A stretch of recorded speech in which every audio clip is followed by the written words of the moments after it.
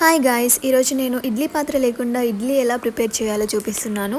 Rice cooker ఉంటే అందులో water తీసుకోండి. గుంత పొంగనాలు వేసే పాత్ర ఉంటుంది కదా, అందులో ఇడ్లీ పిండి వేసుకోండి.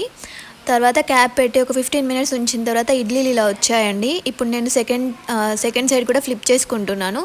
యాక్చువల్గా ఫ్లిప్ చేసుకోకున్నా కూడా ఓకే, బాగానే ఉడికింది, కానీ నేనే ఊరికే ఫ్లిప్ చేసుకుంటున్నాను. ఫ్లిప్ చేసుకున్న తర్వాత ఒక 5 మినిట్స్ అలా ఉంచి స్టవ్ ఆఫ్ చేసుకున్నాను. ఈలోపు చట్నీ ప్రిపేర్ చేసుకున్నాను. పల్లి చట్నీ అండి, పోపు వేసుకున్నాను. దాని తర్వాత ఇప్పుడు నేను చేసింది రాగి ఇడ్లీ అండి. మా మా పాప కోసం చేశాను రాగి ఇడ్లీ విత్ పల్లి చట్నీ. బాగా తినింది పాపకు బాగా నచ్చిందండి టేస్ట్.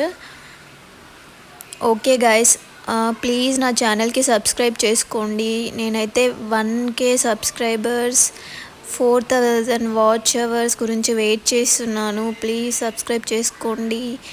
Bye guys.